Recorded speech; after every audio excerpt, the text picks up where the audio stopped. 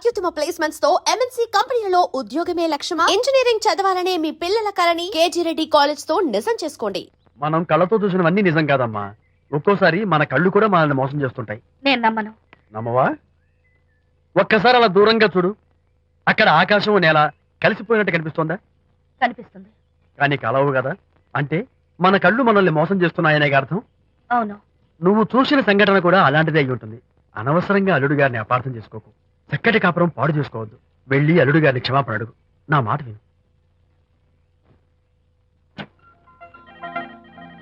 May come in.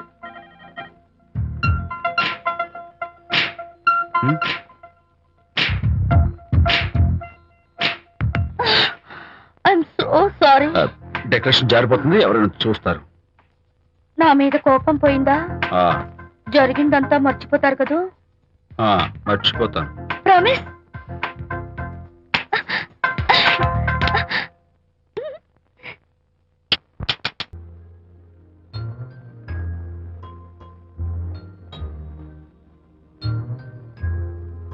పాపా పాపా, ఏంటి బొమ్మలో పుట్టబోయే నీ బిడ్డ ఎలా ఉంటాడో చూసుకుంటున్నావా? ఎందుకమ్మా, ఓ ఫుల్ బాటిల్ నాకు ఇచ్చావనుకో, తప్పటి అడుగులతో ముద్దు మాటలతో పుట్టబోయే నీ బిడ్డ ఎలా ఉంటాడో కళ్ళ కట్టినట్టు చూపించేద్దాం. ఏంటి రెస్పాన్స్ లేదు? లీనమైపోయావా? మరి నేనేమైపోను?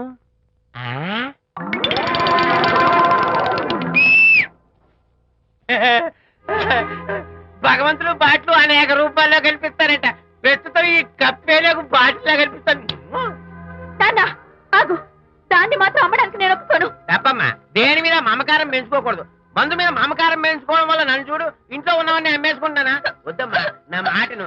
మందు అంటే మనలో కలిసిపోతుంది, కప్పు మొక్కలైపోతుంది. ఏది శాస్త్రీయంగా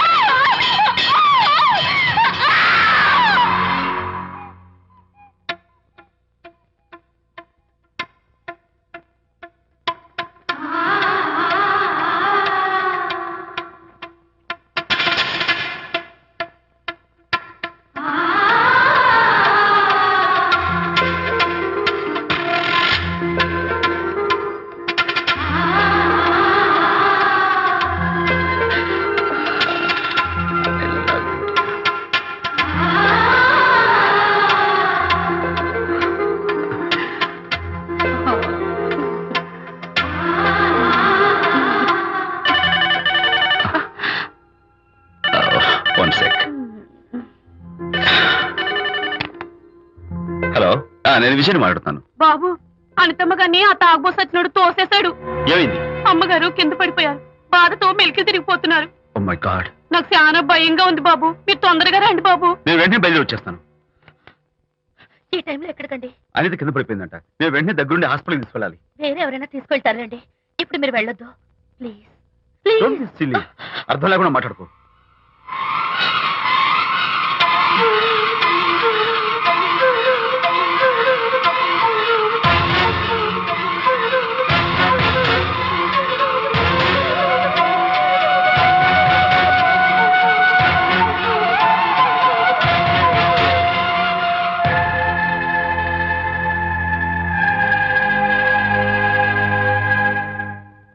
డాక్టర్, అనితకి నథింగ్ టు వరీ.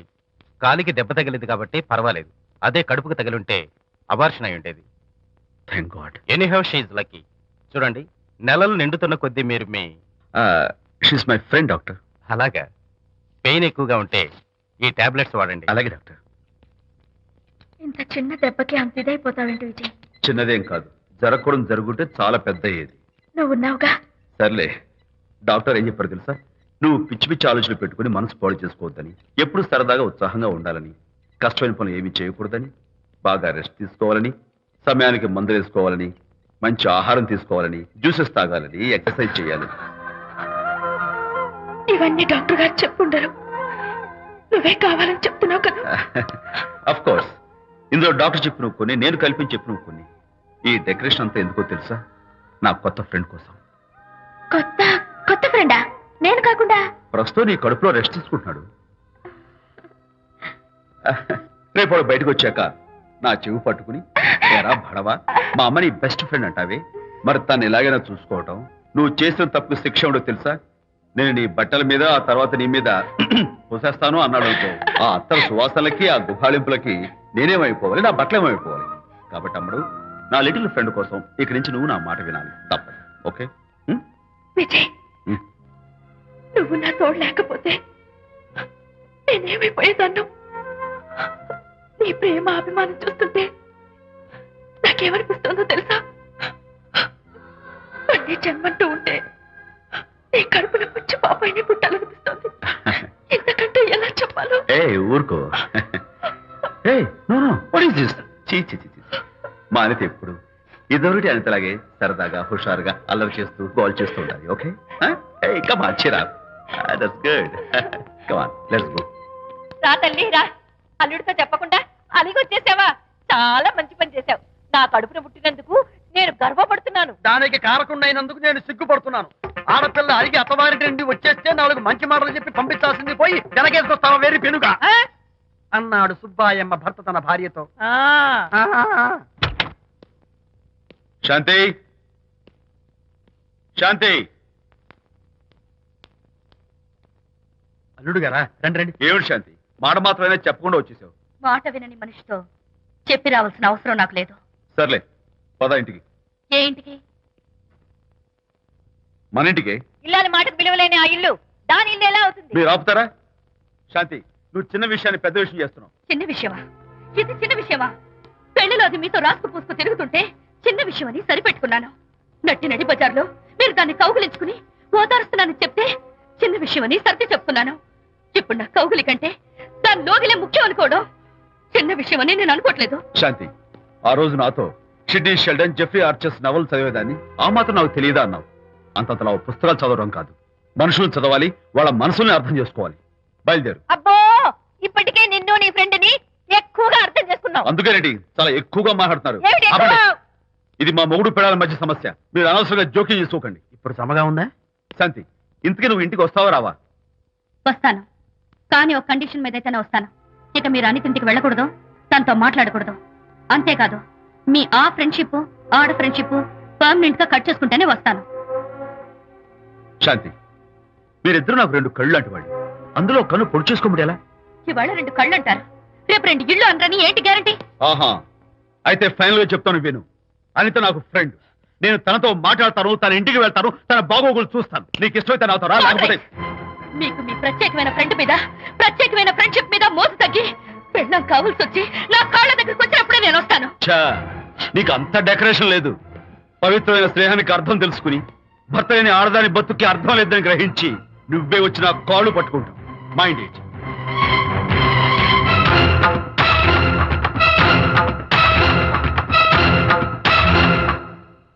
ఇది అలోపతి, ఇది హోమియోపతి, ఇది ఆయుర్వేదం, ఇది యునాని మందు.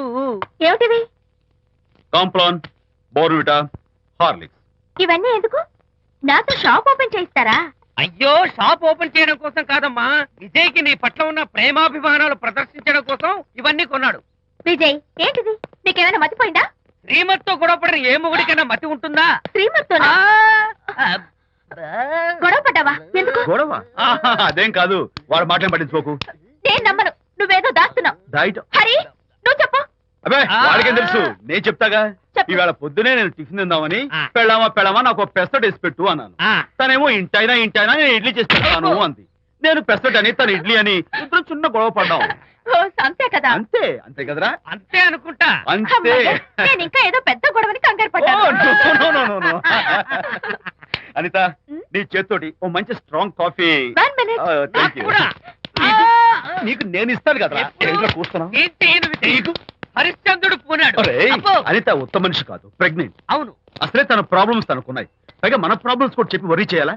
అబ్బో, తన డెలివరీ అయ్యేంత వరకు తను సంతోషంగా ఉంచడం మన రెస్పాన్సిబిలిటీ. అలాగే. ఇక మీద మన ఇంటి గొడవలు చెప్పావో ఇక్కడ అమ్మో. Vijay, coffee ready. Thank you. Anitha, ఈ మధ్య నువ్వు పెయింటింగ్స్ వేయడం మానేశావు. డెలివరీ అయ్యేంత వరకు బాబును ఊహించుకుంటూ ముద్దొచ్చి పిల్లల బొమ్మలు పెయింట్ చేసావనుకో, చాలా బాగుంటుంది. అలాగే విజయ్. త్వరలో ఆల్ ఇండియా పెయింటింగ్ కాంపిటీషన్ జరగబోతుంది, అందులో నువ్వు కూడా పార్టిసిపేట్ చేసావనుకో, అవార్డు నీకు గ్యారంటీ. నిజంగా? నీకు అవార్డు రావాలంటే ఒక చిన్న ఉపాయం ఉంది. ఏమిటిది?